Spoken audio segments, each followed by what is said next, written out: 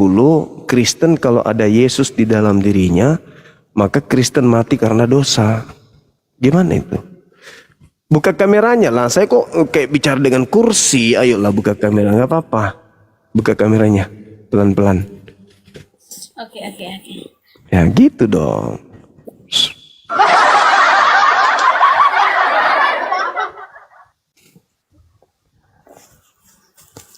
Ya.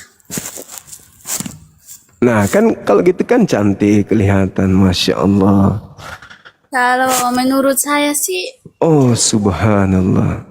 Ya, menurut saya sih Kristen sama Katolik itu Alkitabnya sedikit berbeda ya. iya. Tidak tidak sama begitu. Mungkin sama, tapi kalimat dalam Alkitabnya itu yang lain beda. Jadi mungkin Kristennya lain, kami Katoliknya lain begitu. Iya. Kenapa dimatikan kameranya? Dia sendiri mati lah bang. Hah? Dia sendiri mati kok. Nyalakan lagi, nyalakan lagi. Nggak apa-apa. Ada ini memang masih muda kali. Kayak orang dari peranakan India ya. Tidak, saya orang Kupang, NTT. Oh, pantasan cantik manis. Luar biasa. Jadi begini, adik. Kenapa saya berbicara terkait dengan Jumat Agung ini? Ya. Kalau orang-orang Yahudi itu kan nebus dosa pakai binatang kan ya? Iya, mungkin. Nah, terus kenapa di Kristen dosa ditebus dengan menggunakan manusia jadi bunuh korban gitu? Tidak, sesuai perjanjian lama. Sesuai perjanjian lama, kami juga menyembah Tuhan, menebus dosa menggunakan kambing. Di mana itu? Oh, di perjanjian lama, iya.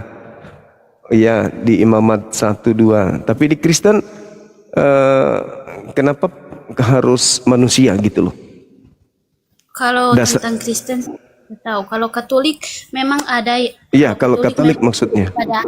Pada hari ketiga itu Yesus maksudnya pada malam Kamis, berarti kemarin hari Kamis Yesus membasuhi kaki murid-muridnya, dan pada hari ini Jumat Agung Iya. Yesus menyerahkan Yudas Iskariot menjual Yesus, dan Yesus menyerahkan dirinya untuk menebus dosa manusia, dan pada hari ketiga Yesus bangkit kembali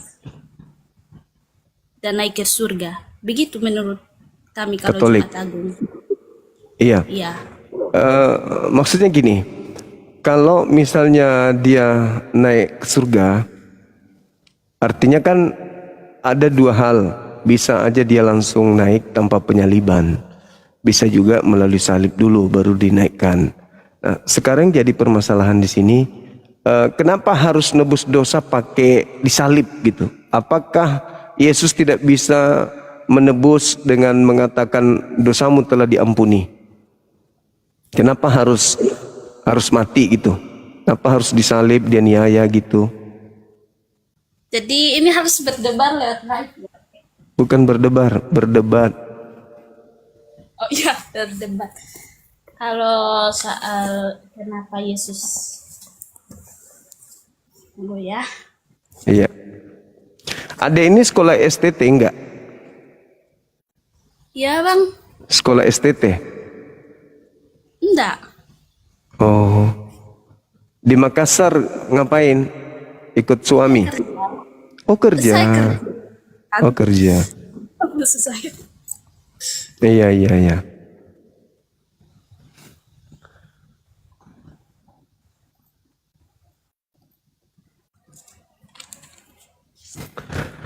Yesus dibangkitkan karena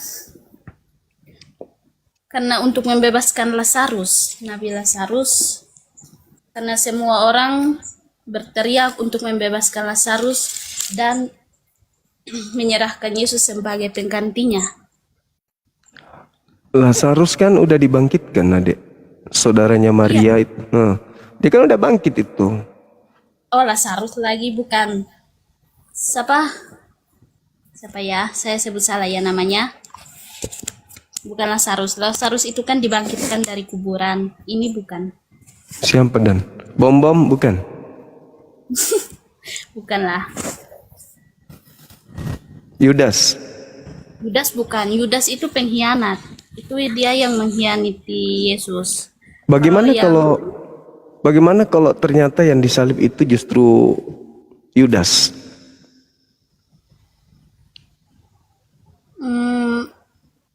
Maksud abang bagaimana ini? Kan yang disalib itu adalah orang yang dikutuk. Bukan. Menurut kami kalau yang disalib itu bukan yang dikutuk, tapi yang bersalah. Tapi karena Ya. Tuhan Yesus mengasihi penciptaannya, maka dia rela disalibkan demi menebus dosa manusia. Di situ dikatakan di Galatia 3, Kristus telah menebus kita dari kutuk hukum Torah dengan jalan menjadi kutuk karena kita. Sebab ada tertulis, terkutuklah orang yang digantung di atas tiang salib. Berarti yang dikutuk ini kan pendosa. Nah, sementara Yesus tidak pendosa. Yang pendosa di situ Yudas. Yesus berkumpul bersama murid-muridnya. Sebelum itu Yesus sudah tahu bahwa dirinya akan diserahkan kepada prajurit-prajurit. Jadi sebelum dia serahkan diri, dia sudah mengetahui bahwa iblis akan menggoda Yudas dan Yudas akan menjual Yesus kepada prajurit-prajurit itu. Iya, betul. Yesus tahu dia akan diserahkan, bla bla bla dan seterusnya. Namun kan yang berlaku bukan kehendak Yesus, tapi kehendak Bapa yang ada di surga. Kan itu intinya. Nah, sedangkan Bapa tidak mau menyerahkan orang benar untuk dibunuh. Tidak mau Bapa itu. Nah, berarti ketika ada upaya membunuh Yesus, Bapaknya menggantikan Yesusnya dengan orang lain. Yang kemudian para penyalibnya dianggapnya Yesus. Itu bisa dilihat di dalam Kisah Para Rasul 2 nomor 36. Bahwa Yesus yang disalibkan, maksudnya yang mereka sangka Yesus ini yang mereka salibkan, itu telah dijadikan menjadi Kristus bagi mereka yang menyalib itu. Seperti itu adik. Jadi tidak ada alasannya kenapa harus Yesus orang benar ini yang disalib. Karena yang harus disalib itu adalah orang yang berdosa, orang yang dikutuk oleh Elohim, orang yang melakukan dosa besar yang sepadan dengan hukuman mati. Sedangkan Yesus tidak melakukan dosa, berarti bukan Yesus yang disalib. Begitu.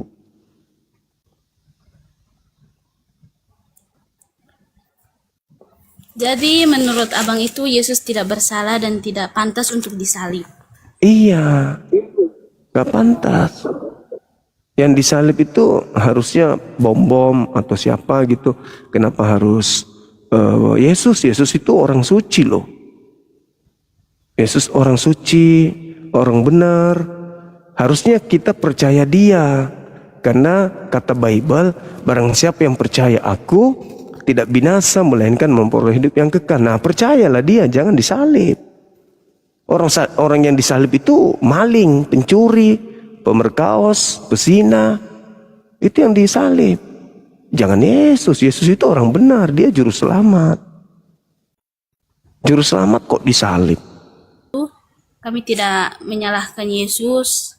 Kami juga tidak berniat untuk membebankan dosa kami kepada Yesus. Tapi melalui perjanjian lama berturut-turut, ya firman-Nya begitu. Yesus akan lahir ke dunia dan ia akan menebus dosa manusia. Kalau dalam firman kami ya. Itu tulisan itu muncul nanti setelah tragedi penyaliban, Adik.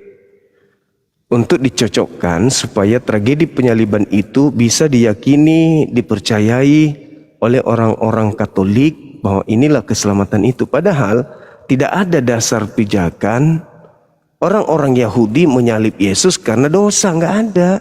Orang-orang Yahudi menyalib Yesus, ingin menyalib Yesus karena cemburu doang. Iri karena Yesus itu ganteng, cakep. Sehingga mereka bunuh dia, bunuh Yesus. Karena kalau kita biarkan Yesus hidup, maka orang akan semakin banyak percaya kepadanya. Nah, mereka orang-orang Yahudi tidak mau Kalau banyak orang yang percaya kepada Yesus, makanya mereka hentikan misi penyelamatan itu, berupaya untuk membunuh Yesus dengan kesaksian-kesaksian bohong, tipu muslihat, dan seterusnya. Gitu. Oh, kalau menurut kami sih, Yesus berkata, setelah aku membasuhimu, kamu juga akan membasuhi kakimu, sebab aku akan mati, namun aku akan bangkit pada hari ketiga, namun kalian akan mati untuk selama-lamanya. Jadi menurut ini, kami percaya bahwa Yesus menebus dosa kami dan mengasihi kami dan menyayangi ciptaannya. Makanya Oke. ia rela disalib demi menebus dosa manusia. Oke, boleh adik ini temukan dalilnya di mana biar saya dengarkan. Maksudnya bagaimana? Ketika adik mengatakan aku mati untuk dosa kalian, itu di mana tertulis? Sabar ya, kita cari di Alkitab. Kalau saya Oke. langsung sebut, tidak ada keyakinan.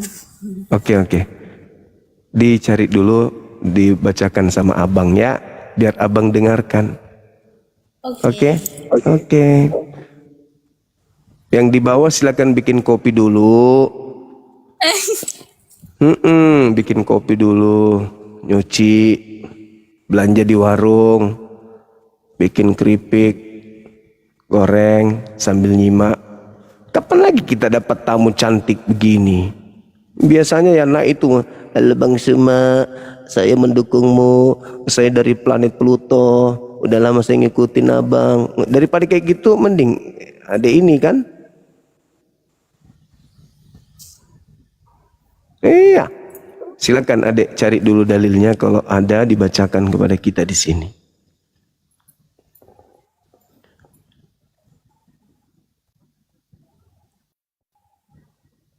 Alah, yang dibawa juga terlalu lebay. Ada ini manis pakai baju kuning. Alah, lebay kali pun.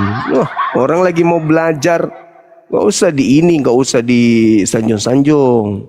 Nanti adiknya nggak datang lagi nanti. Aku udah pernah nonton live abang. Oh ya, gitu ya. Apa kesannya?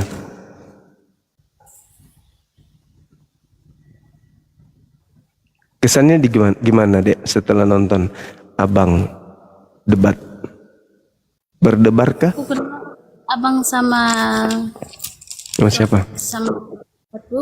satu om, saya tidak tahu ya. Tapi saya baru masuk, saya langsung keluar karena saya dengar itu berisik sekali ya. Banyak yang type aneh-aneh, saya langsung keluar. Iya. Oke. Sabar ya teman-teman di bawah, sabar. Jangan ikut berdebar. Gimana? Banyak ya muslim penontonnya. Iya, ada muslim, ada juga pastor, ada pendeta kadang.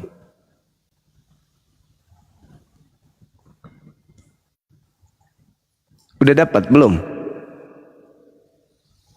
Aku cari lewat HP biar cepat ya bang. Lewat Boleh, silakan. Iya, silakan.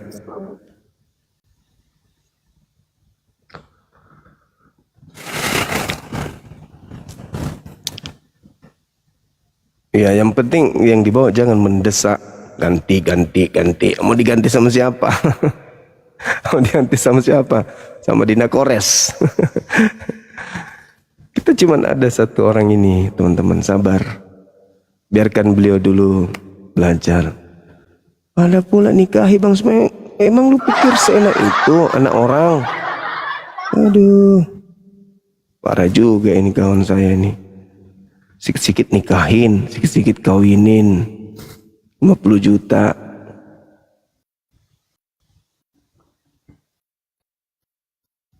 Bang Gurunda kasihkan aku. Ada lagi nih yang di YouTube minta juga dikasih. Alah, udah bakar ikan aja dulu.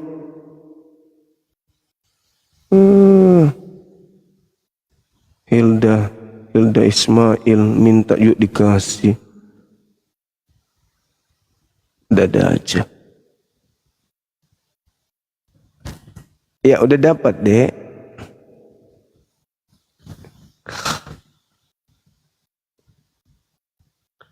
Apa katanya ini? Tumben katanya, biasanya dipanggil Abah aja. Panggil Abang. Oh, cerewet juga di bawah. Tumben dipanggil Abang, tapi biasanya dipanggil Abah. Apa dalilnya coba? Apa dalilnya? Harus kayak gitu? Enggak mestilah. Ada lagi yang dia istriku itu. Jangan macam-macam Bang Suma. Iya enggak. Santai aja. Saya cuman ingin beliau belajar. Itu aja sih.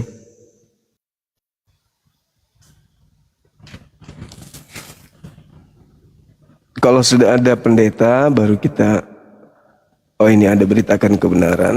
Hai.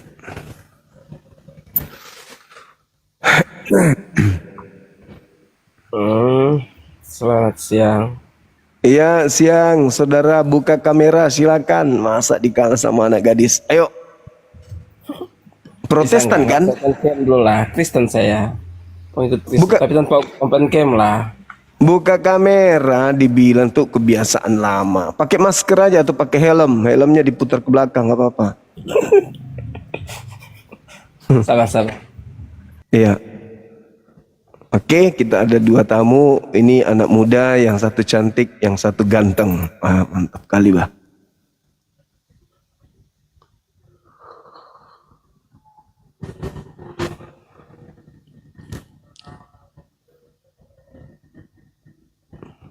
Abah Zuma, janganlah. Di depan anak gadis kok dipanggil Abah Zuma. Nggak ngerti perasaan juga orang ini. Jangan kayak gitulah. Abang.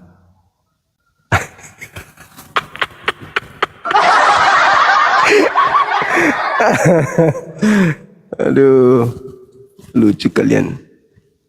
Kok lama kali bang? Ambil kitab. Oh iya, iya.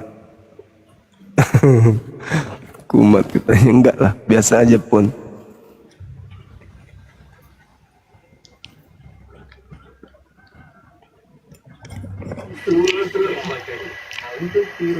Yanti,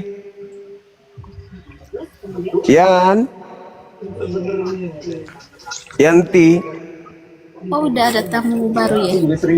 Iya, biar kita ramai. Oke, Bang Juma, siap. Untuk mana buat dokternya? Ya, silakan. Yang mana dalilnya tadi? Itu tadi tentang Tuhan Yesus ya? Iya.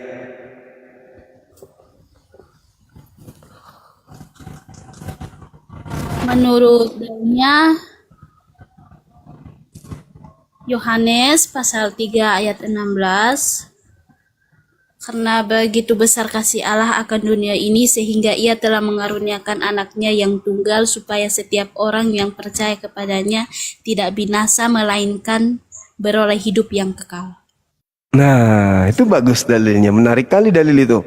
Begitu besar kasih karunia Tuhan akan dunia ini, akan kita yang ada di Indonesia ini, sehingga dia menganugerahkan anaknya yang tunggal. Barang siapa yang percaya kepada anaknya tidak binasa, melainkan memperoleh hidup yang kekal, kan gitu ya. Nah, jadi di situ diceritakan kita harus percaya kepada Yesus, bukan dia mati untuk disalib, tapi barang siapa yang percaya, bukan barang siapa yang menyalib, tapi barang siapa yang percaya, kan? Ya. Nah, bukan barang siapa yang menyalib, tapi barang siapa yang percaya. Justru adek, yang menyalib Yesus itu adalah orang yang tidak percaya kepada Yesus. Makanya Yesus disalib. Betul tidak?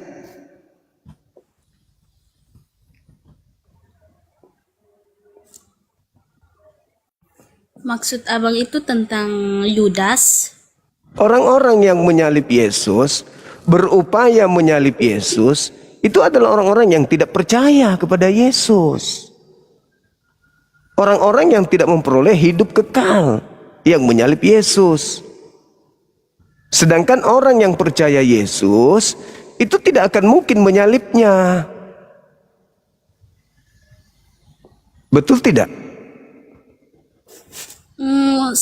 Sebenarnya Yesus juga tidak sampai mau disalibkan, tapi mungkin ada tuduhan juga ya, hingga Yesus Ya, bisa sampai disalibkan. tuduhan-tuduhan itu muncul, adik, adalah tuduhan-tuduhan palsu yang ditujukan kepada Yesus supaya bisa dijadikan alasan untuk membunuhnya. Coba baca di Markus 14 nomor 1 coba. Bisa enggak? Di Bible, buka aja manual. 14 nomor 1. Sabar, oke, sabar. Jadi salib itu karya orang-orang yang tidak percaya.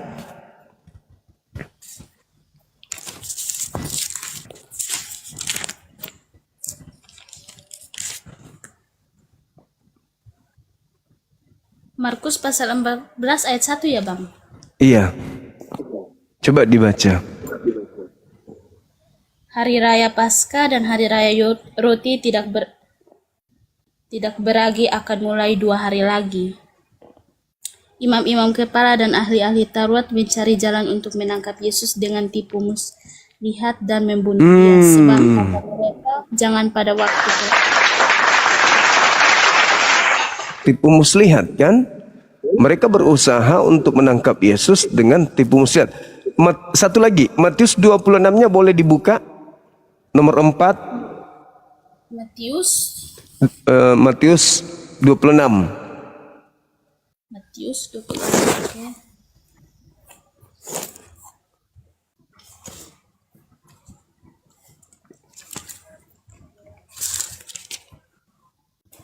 Ayat berapa?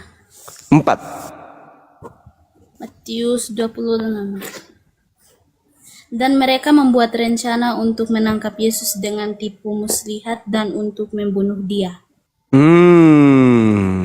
Nomor 59. Ayat 5. Dan mereka membuat rencana untuk 5. Mereka berkata, jangan pada waktu perayaan supaya 59. Ayat 59. Iya, Oh, ayat 59 ya Tuhan. ya Tuhan. Terima kasih. Imam-imam kepala dan seluruh anggota Mahkamah Agama mencari kesaksian palsu melawan Yesus supaya ia dapat dihukum mati. Nah, berarti orang-orang yang menyalib Yesus adalah orang yang benci Yesus. Penyaliban itu adalah kerja daripada orang-orang yang membenci Yesus, orang-orang yang tidak percaya.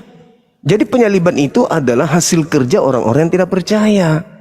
Sedangkan kita bisa memperoleh hidup kekal kalau kita percaya Yesus. Artinya kalau kita percaya Yesus, jangan disalib dong. Kita harus kasih Yesus tumpangan. Jangan disalib. Kita harus lindungi dakwanya dia, misi penyelamatannya jangan malah diganggu, malah disalib. Jadi adikku yang cantik, Junita, penyaliban itu tidak menyelamatkan. Penyaliban itu adalah justru membuat kita masuk ke neraka kalau kita percaya. Kenapa? Karena itu adalah karya orang-orang yang membenci Yesus. Harusnya salib itu kita musuhi. Kenapa?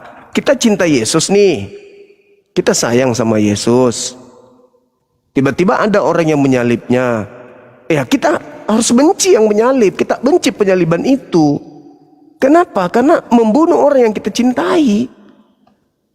Jadi salib itu adalah karya orang-orang yang membenci Yesus berdasarkan dalil. Masa kita harus menerima hasil pekerjaan orang-orang yang membenci Yesus? Jangan dong. Gimana Bang kalau yang bilang itu Yesus? Gimana kalau bilang itu Yesus? Yesus katakan tentang penyaliban itu Yesus yang katakan. Coba. Contoh tentang Matius 20 ayat 17 sampai 19. Di situ dikatakan gini, tatkala Yesus pergi naik ke Yerusalem, maka dibawanya ke-12 muridnya saja, lalu berkata, boleh Mbak Yunita baca Matius 20 ayat ke-17 sampai 19. Matius 20 ayat 17 sampai 19. Matius pasal 20 ayat 17 sampai 19. Oh, 17. Silakan. Ketika Yesus dalam perjalanan ke Yerusalem, ia memanggil ke-12 muridnya tersendiri dan berkata kepada mereka di tengah jalan, "Sekarang kita pergi ke Yerusalem dan Anak Manusia akan diserahkan kepada imam-imam kepala dan ahli-ahli Taurat, dan mereka akan menjatuhi hukuman mati kepadanya. 19. Akan menyerahkan dia kepada bangsa-bangsa lain supaya dia diolok-olok, dicambuk, dan disalibkan, tetapi pada hari ketiga ia akan dibangkitkan." Terus ada pula ayat-ayat yang lain, pasal 16 ayat 21, pasal 17 ayat 22. Tunggu. Saya tanggapi dulu ya, saya tanggapi. Tadi kan kita sepakat tuh bahwa yang ingin membunuh Yesus adalah orang yang membenci. Itu poinnya dulu. Ya betul. Setuju saya. Orang yang membunuh Yesus adalah yang membenci Yesus, ya. Nah, oke. Orang-orang yang membenci Yesus ini sejalan nggak dengan pikiran Tuhan? Ya, mereka ingin membunuh Yesus seperti nggak sejalan harusnya. Tidak sejalan, oke. Betul. Ya, tidak sejalan. Berarti Tuhan tidak ada di pihak para penyalib. Ya, Oke, baik. Nah, ketika saudara membaca Matius 17 tadi, murid-muridnya ke Galilea. Itu kan keterangan. Lalu kemudian Anak Manusia akan diserahkan ke dalam tangan manusia. Yerusalem, Bang. Iya, ke Yerusalem, ke Galilea. Coba dibaca dengan baik. Ke Yerusalem atau ke Galilea? Ke Yerusalem, Bang. Oh, kok bisa? Coba dibaca ulang deh. Coba dibaca ulang. Ke Yerusalem. Matius 17 nomor berapa? Nomor 22 kan? Matius 20 ayat 17. Oh, Anda salah. Di Matius 17-nya yang saya maksud. Matius 17, di situ dikatakan bahwasanya diserahkan ke dalam tangan manusia. Anak Manusia diserahkan ke dalam tangan manusia. Anak Manusia kan bisa siapa aja. Lalu dikatakan karena kamu kurang percaya, sebab aku kemudian berkata kepada kamu, sesungguhnya sekiranya kamu mempunyai iman sebesar sawi, kamu akan berkata kepada gunung ini pindah, dan seterusnya. Kan begitu dalilnya. Nah, lalu ketika kita melihat apa yang tertuang di dalam kitab ini, nomor 23-nya jelas di sana dikatakan oleh Yesus bahwa mereka membunuh dia. Dia siapa? Kenapa dia tidak mengatakan mereka membunuh aku?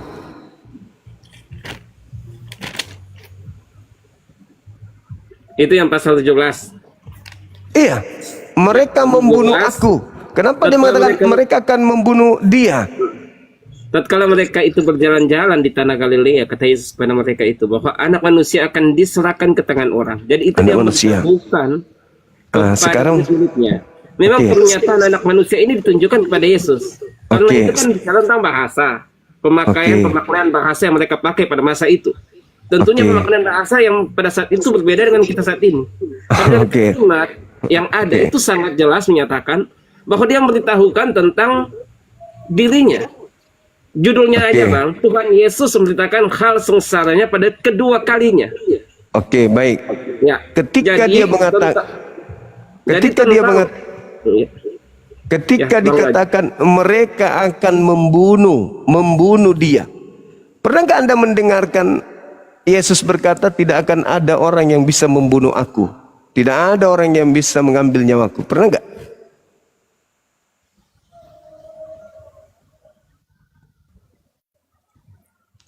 Yohanes berapa? Yohanes 7? Yohanes 10? Tidak akan ada orang yang mengambil, tidak ada yang bisa mengambil nyawaku, tidak ada yang bisa membunuh aku, nggak ada. Lalu siapa ini yang dibunuh sama orang? Ya, memang. Nah, Yesus berkata tidak ada yang bisa membunuh aku. Terus yang tadi di Matius 17, mereka akan membunuh dia. Menurut iman kami, menurut ajaran kami ya, Yesus dilahirkan untuk menebus dosa manusia. Sebab Allah mengirim Yesus melalui Bunda Maria yang masih perawan hingga Untuk dibunuh atau untuk dipercayai?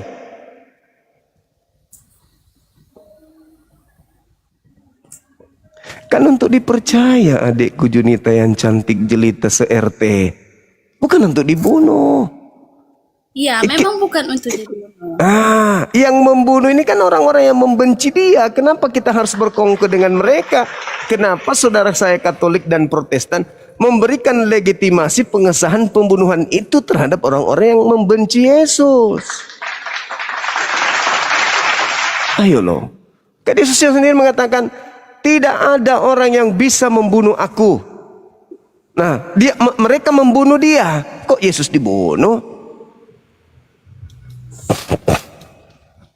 Alasan kenapa Yesus dibunuh, karena mereka tidak suka Yesus melakukan mujizat di saat waktu Paskah. Karena di waktu Paskah, Yesus mengajar tentang agama di rumah Bait Allah, sehingga pada waktu itu ada seorang nenek yang sudah sakit, mungkin kalau tidak salah 45 tahun ya, kalau tidak salah. Dan di saat itu Yesus menyembuhkannya. Dan pada saat itu mereka mengambil alasan ya. Mereka mengambil alasan sebagai alasan karena apa? Tidak boleh melakukan mujizat dalam masa Paskah. Enggak dong sayang. Enggak. Enggak Ya, ada dasar. Itu, Ade, tadi kan kita sudah membaca bagaimana orang-orang itu mencari-cari alasan, kesaksian-kesaksian palsu, tipu muslihat agar mereka punya dasar untuk menyerahkan Yesus disalib. Maka mereka mengarang cerita berbagai macam tuduhan fitnahan. Itu bisa kita lihat di Matius 27:18. Apa kata Gubernur Pilatus? Mereka menyerahkan Yesus untuk disalib karena dengki. Dengki mereka yang mendasari membunuh Yesus, menyalib Yesus. Nah, coba lihat di dalam Yohanes 10 yang saya bilang tadi. Yohanes 10 nomor 17-18.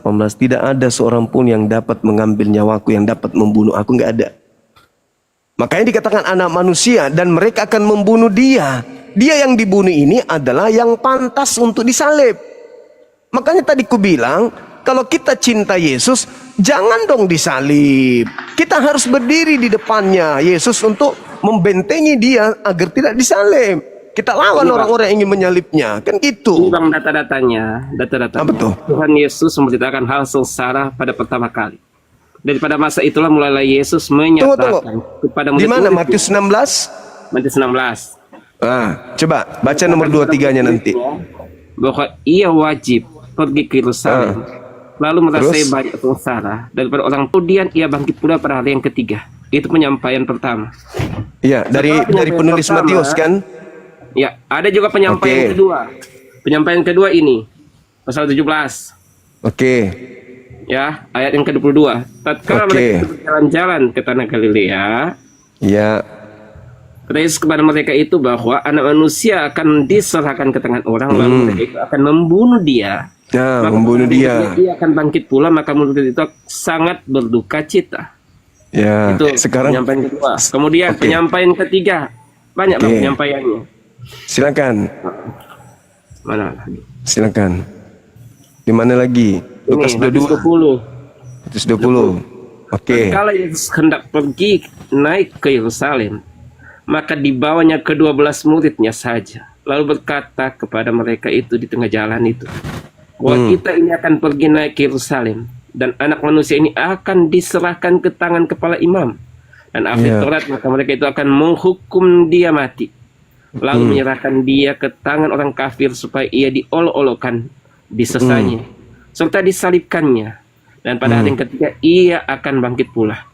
Jadi boleh saya tanggap bahwa sebelum penyaliban itu terjadi, Tuhan Yesus sudah memberitahukan.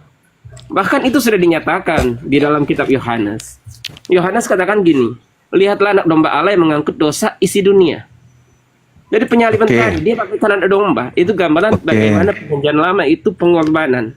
Karena itu Yohanes 1 juga, Yohanes 3 ayat yang ke-14. Sebagaimana Musa menaikkan ular di padang belantara, begitu juga wajib anak manusia dinaikkan. Itu bicara tentang penyaliban yang akan terjadi kepada Yesus. Berhubungan dengan penebusan. Karena ayat-ayatnya ada, datanya ada. Nanti kita bahas itu. Sumbernya ada, Oke. datanya ada. Jadi saya Oke, bicara baik. ini dengan data. Oke, baik. Dengarkan saya. Hmm. Duluan mana tragedi penyaliban dengan adanya buku-buku ini yang Anda baca? Duluan mana tragedi penyaliban dengan buku-buku yang Anda baca barusan? Coba dibuka mic-nya. Tentunya kan kejadian Penyaliban. terjadi, kemudian ditulis oleh murid-murid. Ah, bagus. Nah, dengarkan. Ketika mereka menulis, yang mereka ingin sampaikan adalah fungsi penyaliban, tujuan penyaliban. Digiringlah penulisan itu mengarah kepada penebusan dosa dan seterusnya dan seterusnya. Anda boleh berbangga dengan tulisan itu sekiranya tulisan itu lebih dulu daripada Yesus disalib. Ini masalahnya adalah syaratnya kepentingan Roma Yunani terhadap penyaliban ini. Sehingga tulisan-tulisan yang mengarahkan seperti keinginan mereka itu diterima. Sedangkan tulisan yang yang bertentangan dengan agama mereka, ajaran nenek moyang Roma Yunani, itu ditolak. Seperti Injil Filipus dan seterusnya. Barnabas ditolak semua. Yang tidak bercerita terkait dengan itu. Itu yang pertama. Yang kedua, penulisnya ini kan bernarasi seperti itu adanya berdasarkan kesaksian-kesaksian, bukan mereka melihat langsung. Sama seperti yang Anda baca Matius, sama seperti Yohanes, itu kesaksian orang. Penulis buku Matius bukan murid Yesus, penulis buku Yohanes bukan murid Yesus. Apa bukti Matius bukan murid Yesus? Baca di Matius 9 nomor 9, Yohanes 21 nomor 24. Mereka hanya mengumpulkan berita-berita yang ada. Itu yang pertama, itu yang kedua. Yang ketiga, ketika Anda membaca pengantar Matius, khususnya di Matius 16, pengantarnya di sana mengatakan Yesus pergi bersama dengan murid. Untuk apa dia pergi ke sana bersama dengan murid? Untuk supaya dia ke Yerusalem menanggung penderitaan dari pihak-pihak tua, imam-imam, ahli Torah, bla bla bla bla dan seterusnya. Dan dia akan mati dan akan bangkit pada hari ketiga. Itu narasi penulis. Narasi penulis yang sudah dituliskan, yang belum dituliskan pada saat kejadian. Matius dituliskan itu di tahun kurang lebih tahun 60-an. Berarti narasi penulisnya ini seakan-akan menyaksikan Yesus berbicara seperti itu. Nah, coba Anda lihat di data nomor 23 di Matius 16 ini. Matius 16 nomor 23-nya. Ketika Petrus menarik Yesus, apa kata Yesus? Enyahlah iblis. Kamu hanya memikirkan engkau ada satu batu sandungan. Engkau hanya memikirkan, engkau tidak memikirkan apa yang dipikirkan oleh Tuhan. Engkau memikirkan apa yang dipikirkan manusia. Nah sekarang, tadi tentang penyaliban-penyaliban. Kita sepakat bertiga. Penyaliban itu bukan keinginan Tuhan. Penyaliban itu keinginan iblis. Keinginan orang-orang mahkamah agama. Berarti Anda ketika mengakui itu berseberangan dengan pemikiran Tuhan, berarti Tuhan tidak memikirkan menyalib Yesus. Catat itu. Yang memikirkan menyalib Yesus adalah orang-orang Farisi, mahkamah agama, imam kepala, dan ahli Taurat. 4 kekuatan ini yang membuat saksi palsu, tipu muslihat, rencana busuk untuk menyalib Yesus. Nah, itu bertentangan dengan pemikiran Tuhan. Tidak mungkin iblis dan Tuhan sejalan. Berarti ketika Yesus datang ke Yerusalem, menyerahkan dirinya sekalipun, untuk dibunuh sekalipun, penciptanya, bapaknya, Tuhannya, Elohim yang mengutusnya, punya rencana lain. Yaitu menyelamatkan orang benar dan menggantikannya dengan pengkhianat dan orang fasik. Memang ada rencana membunuh Yesus, menggiring Yesus, dan Yesus memang datang ke situ. Tetapi ingat, Yesus kan berdoa, Lukas 22, 43, 44. Bapak, dia ngangkat tangan ke Bapak loh. Bapak, andai saja boleh, biarkanlah cawan ini berlalu daripadaku, tapi bukan atas kehendakku. Nah, tapi atas kehendakmu, atas pemikiranmu. Apa datang tempat-tempatnya? Maka seorang malaikat turun dari langit, datang ke Yesus, memberikan kekuatan kepada Yesus, sehingga dia semakin bersungguh-sungguh berdoa, sehingga peluhnya seperti titik-titik darah yang bercucuran ke tanah. Itu malaikat datang untuk memberikan kekuatan. Untuk apa? Persiapan naik ke langit. Malaikat datang menjemputnya untuk mengangkatnya ke langit sebelum penangkapan. Oleh karena itu, sedikit lagi, Matius 16 nomor 23, kuncinya di sana. Engkau tidak memikirkan apa yang dipikirkan oleh Allah. Engkau memikirkan apa yang dipikirkan manusia. Apa pikiran manusia? Yesus, kalau kau ke sana sudah otomatis kau mati. Itu pikiran manusia. Jangan kau ke sana, maka Petrus menariknya. Jangan kau ke sana, kau akan mati. Tapi apa kata Yesus? Enyala iblis, engkau adalah satu batu sandungan. Engkau tidak memikirkan apa yang dipikirkan oleh Tuhan. Yang dipikirkan oleh Tuhan apa? Aku akan menyelamatkanmu. Walau 1000 orang rebah di sisimu, aku akan melindungimu. Sebab aku adalah gunung batumu, tempat perlindunganmu. Maka ketika Yesus kemudian ingin disalib, malaikat turun menyelamatkan dia. Selamat.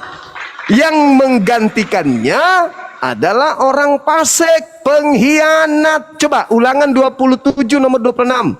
Nomor 25. Terkutuklah orang yang menerima suap untuk menyerahkan orang benar agar disalib, agar dibunuh. Terkutuk. Nah, yang disalib adalah orang terkutuk. Siapa yang terkutuk? Yudas. Siapa yang menerima suap? Yudas. Siapa yang berkhianat? Yudas. Baca Amsal 21:18. Tuhan menggantikan orang benar dengan orang fasik. Tuhan menggantikan orang jujur dengan pengkhianat.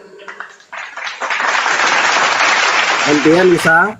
Oke, jadi kesimpulan saya 10 detik. Kesimpulan saya, ketika ada upaya-upaya iblis dan pembenci-pembenci Yesus menyalib Yesus, pencipta langit dan bumi turun ke bumi melalui malaikat menyelamatkan Yesus. Penyaliban tetap terjadi, tetapi yang disalibkan bukan Yesus melainkan orang lain. Silakan. Ya. Jadi yang saya bacakan tadi adalah hal-hal. Dinda Dio dan Dio bisa naik Dinda. Iya lanjut. Yang saya baca tadi Bang Suma, itu adalah perkataan Yesus sebelum Yesus tersalib. Dan Bang Suma katakan bahwa itu kan penulisan itu setelah penyaliban. Ya harus seperti itu karena itu sejarahnya. Bang Suma katakan yang menulis itu bukan Matius. Loh, sedangkan Papias yang adalah murid Matius itu menceritakan, penulis itu adalah Matius. Saksi mata ada. Dan Bang Suma katakan bahwa itu ditulis sekitar tahun 60 Masehi. Ya Yesus saja mati tahun 33 Masehi. Hanya jauh 30 tahun, hanya belasan tahun. Artinya sangat dekat dengan kejadian. Artinya masih banyak saksi yang menyaksikan. Kalau mereka mengatakan hal yang bersalahan dengan apa yang terjadi, banyak saksi akan protes itu. Tetapi saksi semua mengiyakan. Matius itu adalah muridnya Tuhan. Yohanes adalah muridnya Tuhan. Markus itu, Petrus, dia muridnya Petrus. Lukas itu adalah tabibnya, murid-murid Tuhan. Jadi tentang waktu kejadian, waktu penulisan itu berdekatan dengan waktu kejadian. Saya kasih contoh, misalnya kejadian kemerdekaan kita.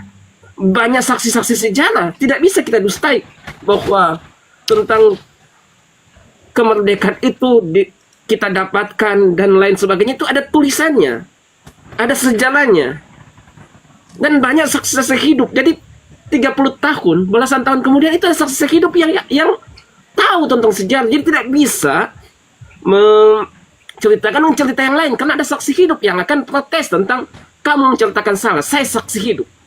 Demikian juga dalam kitab suci kami, itu saksi-saksi hidup murid-murid Tuhan. Petrus masih ada, 11 murid masih ada, 70 murid ada, 5.000 orang ada, 4.000 orang ada. Dan tentang penyaliban Tuhan, ada satu contoh dalam kitab suci kami. Ada seorang nabi, namanya Nabi Yusuf. Dia dijual oleh kakak beradiknya. Itu adalah perbuatan jahat. Karena apa? Menjual adik mereka, Yusuf. Mereka jual. Dijual sampai ke Mesir akhirnya. Tetapi apa yang Yusuf katakan? Kamu, kakak-kakakku, mereka hal yang jahat. Tapi hal yang dilakukan oleh Tuhan, Tuhan melakukan untuk kebaikan sehingga dia menjadi Perdana Menteri di Mesir. Sehingga dia bisa menyelamatkan kakak beradiknya pada masa kelaparan. Walaupun maksud mereka jahat, menjual Yusuf. Demikian juga yang terjadi pada Tuhan Yesus. Jadi hal yang mereka kerjakan itu adalah kejahatan. Tetapi Tuhan mereka akannya menjadi keselamatan bagi yang mau menerima. Dan tentang ayat yang Bang semua baca di dalam Matius 16. Ini datanya.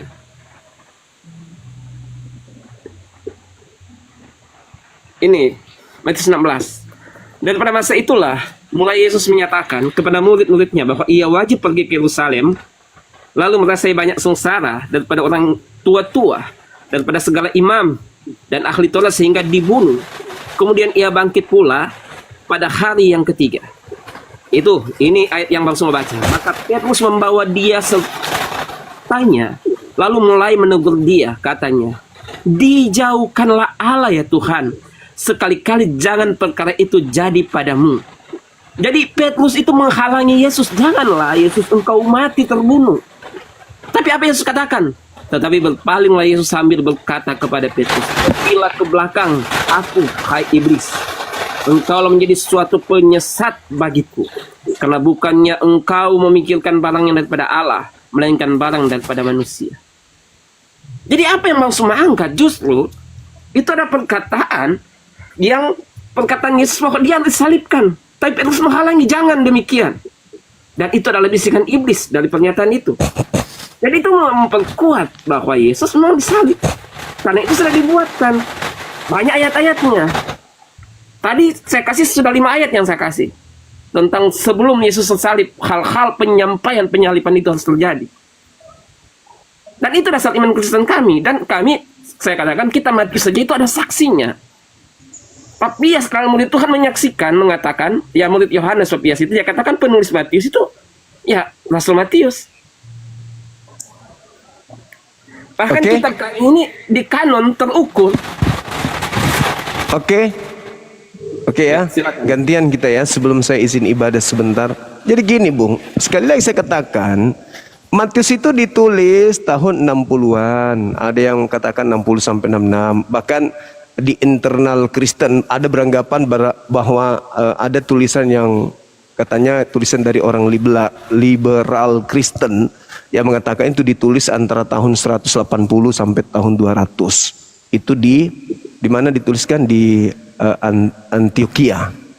Nah, ini yang perlu dipahami. Jadi ketika dikatakan hal seperti itu, ada narasi-narasi yang terbentuk di dalamnya karena memang tujuan penulisannya adalah untuk bagaimana menggiring orang-orang menganggap bahwa dosa ditebus dengan menggunakan darah Yesus yang salib. Padahal kalau kita belajar secara runut, tidak ada dasar kita mengatakan itu karena orang-orang Yahudi sepakat membunuh Yesus bukan karena dosa waris, bukan karena dosa mau ditebus. Tadi adik kita ini sudah baca bagaimana di Markus 14, bagaimana di Matius 26.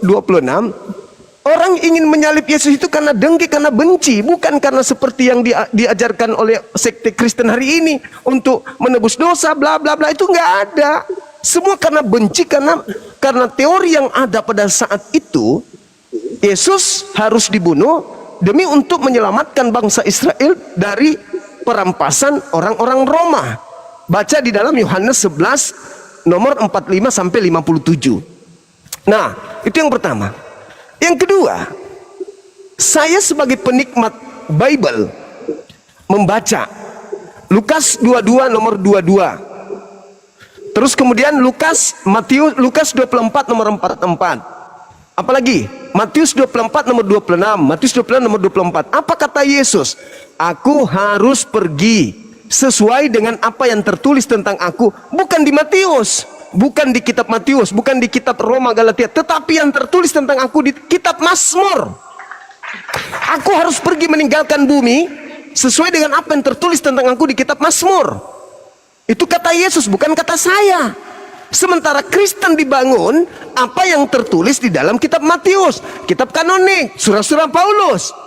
Berarti menjangkali apa yang Yesus katakan di dalam Lukas 24:44. Aku Yesus harus meninggalkan dunia, bumi ini sesuai dengan apa yang telah tertulis tentang aku di kitab Mazmur. Nah, coba kita lihat di Mazmur.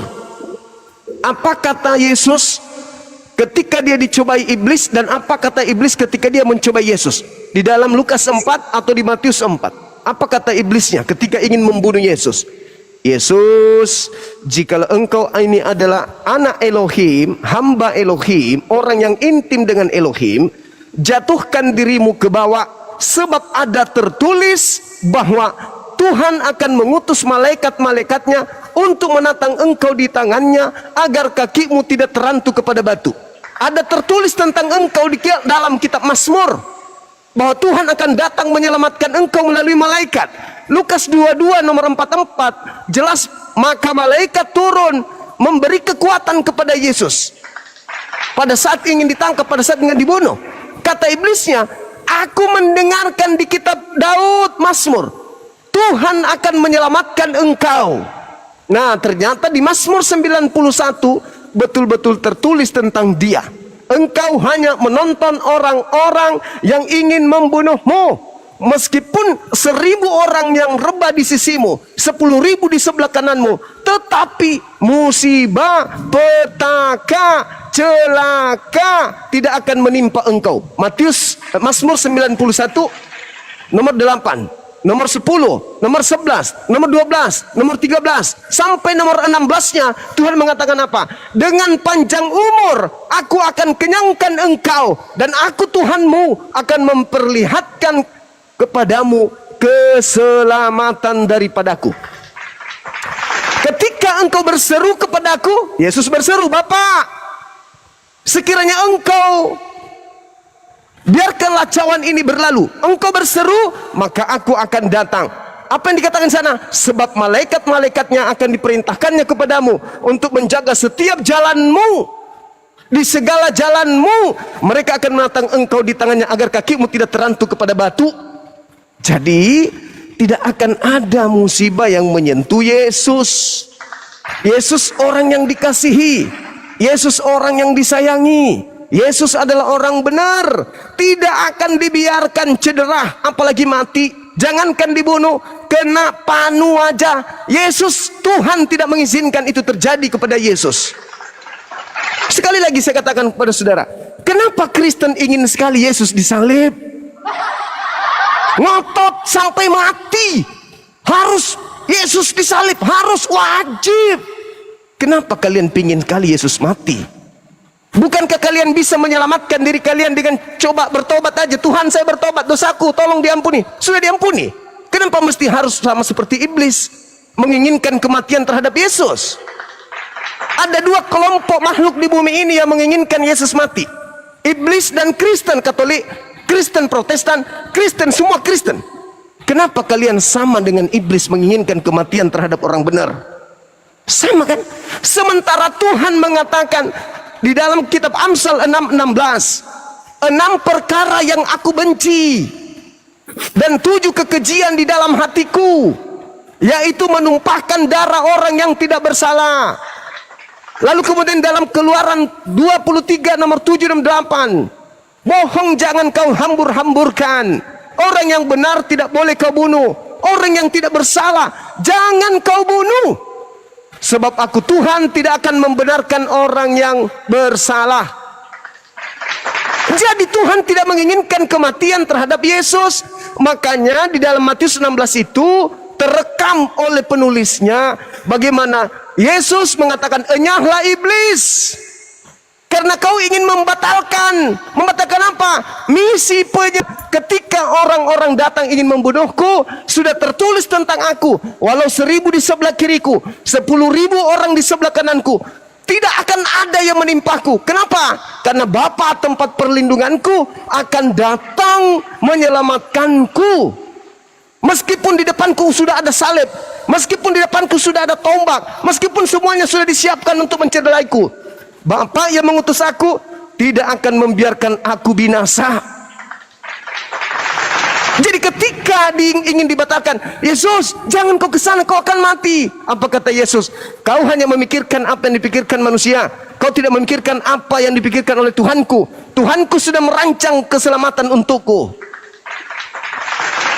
Begitu saudaraku. Jadi silakan Anda renungkan, kenapa saudara-saudara non-muslim ini sama seperti iblis, sama seperti imam kepala mahkamah agama orang Farisi, pingin sekali Yesus mati. Kenapa? Ada apa dengan kalian? Sementara Tuhan tidak menginginkan kematian terhadap Yesus. Begitu juga kami umat Islam tidak menginginkan kematian terhadap Yesus yang kami cintai. Alaihi salam, atasnya keselamatan, tidak mungkin binasa oleh orang-orang kafir yang membenci dirinya. Datang kalian mengaminkan, oh enggak dong, Yesus itu mati untuk dosa-dosa kita. Itu maunya Anda. Kalau Anda ingin dosa Anda ditebus, cukup bertobat. Tobat, kata Yesus, bertobatlah, bertobatlah. Kenapa harus menumpahkan darah manusia? Jadi itu hanyalah rekayasa orang-orang yang mengajarkan kemudian tentang penyaliban kepada orang Roma dan Yunani, dan kalian aminkan hari ini. Saya kira begitu sementara. Saya izin 10 menit kurang lebih untuk ibadah dulu. Sini ada adik saya Dinda Pertama, Dinda Yunita tetap di sini ya. Jangan kemana-mana ya.